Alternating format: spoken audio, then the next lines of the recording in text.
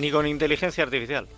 O sea, yo he estado buscando chamanes, pero no encuentro ninguno que sea fiable. O sea, y los pocos que hay, pues tienen muy pocas estrellas en TripAdvisor y esto. Ya veremos a ver cómo arreglamos esto para que no tengamos que pasar periodos de grandes sequías aquí. Juan Manuel Palomino, el historicón, bienvenido, ¿qué tal? Buenos días, Emilio. Buenos días. Hablamos de agua la vez anterior. Sí, sí. Hoy vamos también a hablar de agua, pero de otro tipo de agua. Sí, Hoy sin lluvia. Sí, Sin lluvia. sin lluvia. Vale. Sí. Porque tú sabes que aquí hablamos de historia. Sí. Todas sí, las sí. semanas hablamos de historia, pero hablamos muy poco de una parte de la historia que es el arte. Bueno, sí, claro, el arte forma parte de la historia, Claro. indudablemente. Así que hoy quiero subsanar un poco eso, porque a veces hay arte que es testigo de la historia, como la pintura que traemos hoy, ¿sabes? Esta semana hablaremos de la balsa de la Medusa. A ver. Estamos en 1816. La fragata Medusa, junto a una flotilla, zarpa de Burdeos con destino a Senegal. Llevaba 400 hombres a bordo.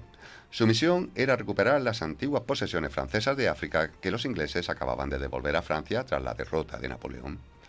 Al mando de la Medusa iba el oficial de marina Hugues de Sommeguet, un antiguo exiliado afín a los círculos ultramonárquicos, pero que llevaba más de 20 años sin navegar.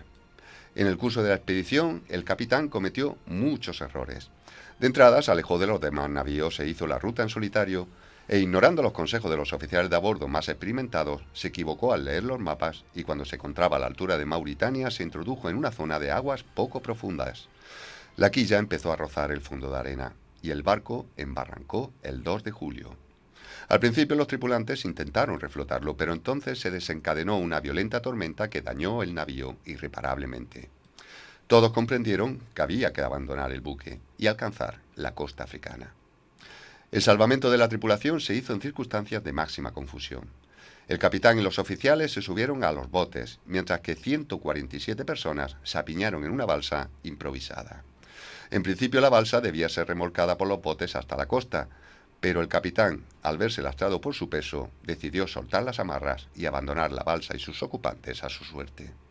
Y abandonada a la deriva, sin apenas comida y con solo unos barriles de agua y vino, los ocupantes convirtieron la balsa en un verdadero infierno.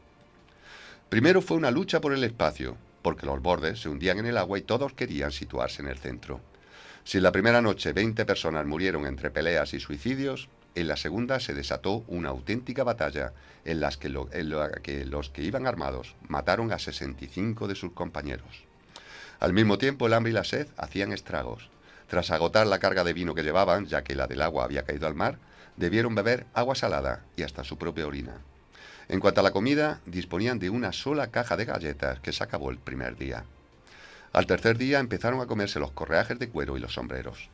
Al cuarto día se rompió el último tabú y empezó el canibalismo. La situación degeneró en una locura absoluta. Los más fuertes tiraban a los heridos al mar para ahorrar vino, y se formaron bandos que luchaban a muerte con sables sobre los troncos resbaladizos de sangre. Tras 13 días navegando a la deriva, los náufragos que quedaban avistaron una embarcación que se aproximaba a ellos. Era un navío de la flotilla que zarpó junto a la Medusa y que había llegado a Senegal. El capitán, que también había logrado llegar allí en un bote, lo había enviado no tanto para rescatar a los supervivientes, que le importaban poco, sino para recuperar el material de la balsa. Solo quedaban vivas 15 personas. Estaban semidesnudos, quemados por el sol y con la mirada perdida. 5 de ellos murieron poco después de ser rescatados por el shock de volver a comer.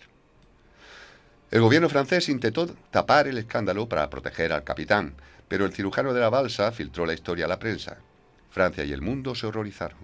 Gacetas, panfletos y grabados empezaron a evocar con todo lujo de detalles el horror. La oposición liberal al régimen borbónico aprovechó el asunto para denunciar la incompetencia de la monarquía y forzó un consejo de guerra contra el capitán, que fue condenado a 3 años de cárcel. Hasta aquí los hechos. Ahora toca hablar de la pintura.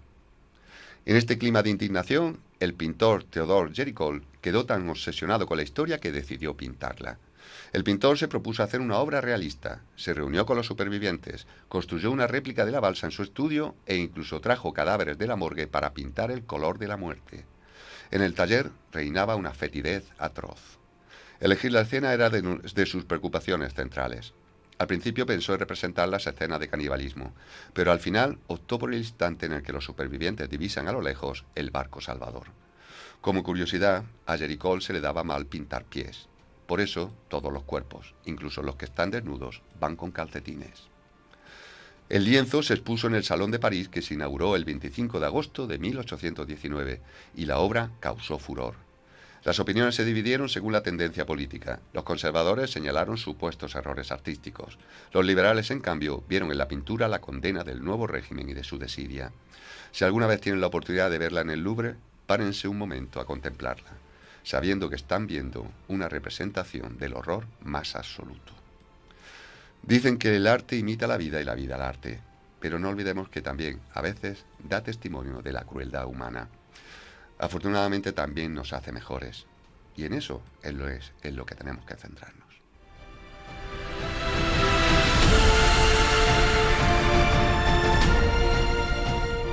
Qué maravilla de historia, ¿eh? Sí. Precioso. O sea, en 13 días solo, Ujú. en 13 días, murieron la mayoría de los ¿cuánto has dicho? 147, quedaron 15. Quedaron 15.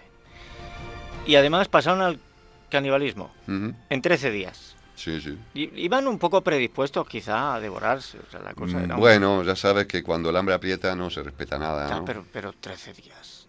13 días tanto hambre. Así que ha habido gente que ha hecho huelgas de hambre y ya han estado 40 días sin comer, Ujú. ¿no? Por voluntad propia. Bueno, va. Tal. Pero sobre todo hay una cosa que me ha llamado mucho la atención. Y es que volvemos a hablar de agua, pero esta vez que ha sido 100 años antes, justo 100 años Sí, antes. justo, sí. Pues el otro inundó San Diego en 1916 Sí, y estos 1816. sí. ¿Qué tiene el 6?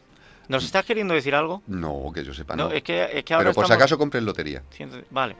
Ah, sí, y en Moral de Calatrava, que en Navidad parte de un tercero y en el niño parte del primero. Ya está. ¡Hala! Me has dejado... Voy a mirar el calendario pues, con muchas dudas este Sí, año, ¿verdad? que lo sepas, ¿sabes? A ver la próxima semana si seguimos con agua, Sí. o con los 6, ¿o con qué? 6 es todo el año, ya sabes. Ya está. Bueno, hala, que pases buena semana. Y tú también.